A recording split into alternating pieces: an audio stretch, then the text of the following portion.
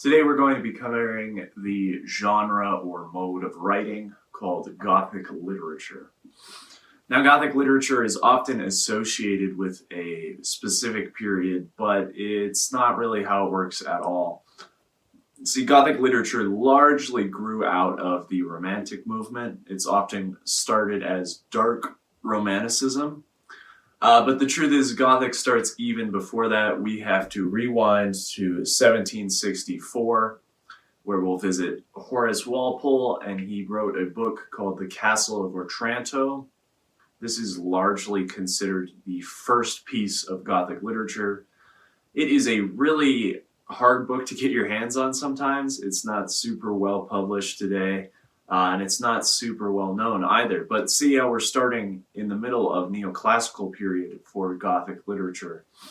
So what are the tenets, what are the characteristics of Gothic literature? You probably know a lot of them. There's often a big empty house, maybe a spooky castle. There's this overwhelming feeling of dread and this atmosphere that's very thick and viscous. Often there'll be fog, there'll be moors perhaps. And depending on which side of the pond Gothic literature you're reading, there's a handful of different things. There might be supernatural beings. There might be this idea of science, allegory, really focusing on character and madness. Or it might focus on this really big overlapping plot and kind of put character to the side, use these stock archetypal characters. Largely, Gothic fiction is the start to the horror genre. It grew out of this in a lot of ways. We'll see cosmic horror really grows out of Gothic literature. Weird fiction really grows out of Gothic literature. And our modern understanding of horror is really going to grow out of Gothic fiction. So the next big step on our Gothic fiction journey is to visit Anne Radcliffe. She was a writer in the 1790s in England. And she's going to take what Horace did with Otranto and really speed it up. She wrote the Mysteries of Udolpho and also the Italian and a handful of other things. She is largely seen as kind of the mother of Gothic literature. Her writings are going to be hugely influential to everyone going forward, trying to write these spooky horror-themed stories. And so let's get into our main chronology then.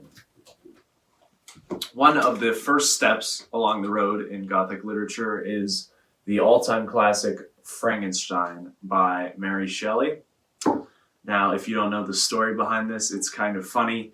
I'm sure you've heard it. Mary Shelley, Percy, Lord Byron, and I believe there was one other, met in this house, and it was raining, and they couldn't go anywhere. So they had a contest to see who could write the best scary story, essentially. And what we got out of that was Frankenstein from Mary Shelley. She definitely won. But this is going to be the start for a lot of people when it comes to Gothic fiction, both chronologically and just in terms of their own reading.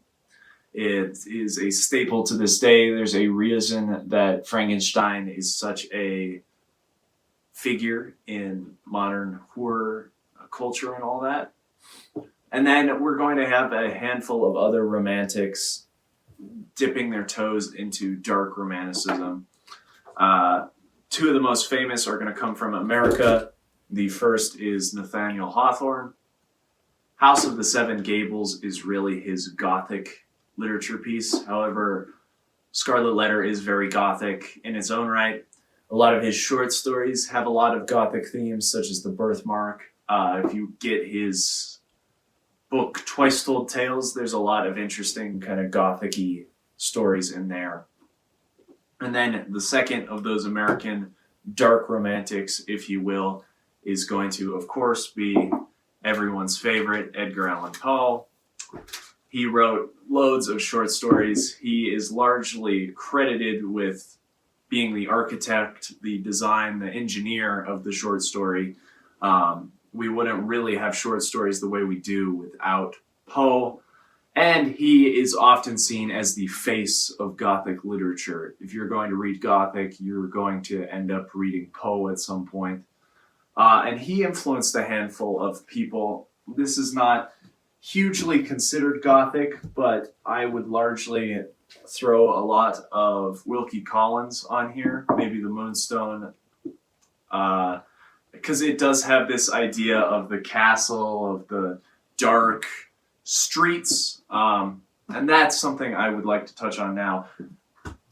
Gothic literature grew out of Romanticism, but it was not set in the Romantic period. Largely, what we associate with Gothic literature to this day actually comes from the Victorian period, whether aesthetic-wise or actual time period-wise. One of the most famous to come out of there is Wuthering Heights, along with its sister book, Jane Eyre. This is going to define a lot of the characteristics of Gothic, the moors of Wuthering Heights, if you know the Kate Bush song. It's going to define this idea of ghosts, of supernatural hauntings, of kind of timeless love. Love in the case of this book, love in the case of Jane Eyre. And it's also got the big empty house. It's got the gas-lighted passageways, and these really morally ambiguous characters. And then we are going to get Dickens giving a bit of a response with Bleak House.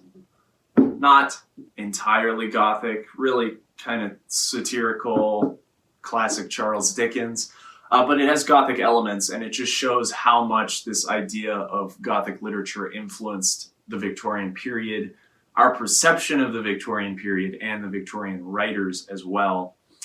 And then largely, in my opinion, that's going to come to a head in Ireland near the end of Victorianism with Bram Stoker, who's going to pioneer one of the most famous monsters in horror literature, the vampire. And this is going to be a hugely important book. A lot of people like to point to this as the first horror book officially. It's a piece of Gothic literature, and horror really grew out of Gothic literature, so you could certainly make an argument for that. And then Gothic literature in the modernist period is going to kind of splinter and change. Some weird, interesting things happen, but it does keep going on. That's why I mean it's not a movement. One of the biggest shifts we'll see is this idea of Southern Gothic. And there's loads of writers you should read if you like Southern Gothic. Tennessee Williams, Flannery O'Connor. Personally, for me, there is no better writer than William Faulkner.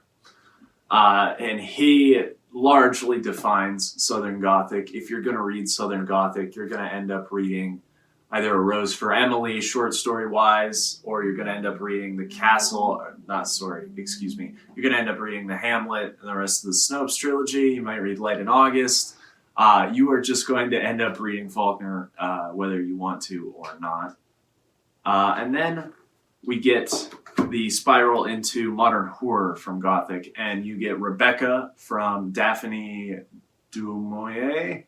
And then we also get Shirley Jackson, who's going to write The Lottery. She also wrote The Haunting of Hill House. And those are going to be kind of the last major Gothic pieces that are just Gothic for Gothic's sake. We get some more Southern Gothic later on with people like Toni Morrison, who writes Beloved, of course. And then Gothic continues to this day. It is much smaller and lesser well-known, though. If you have any Gothic recommendations or would like some recommendations, please leave a comment down below. Tell me what you think of this genre or mode. It's one of my personal favorites, but I love horror, and this is essentially just horror. So I hope you enjoyed. This has been an introduction to Gothic literature. Have a great day.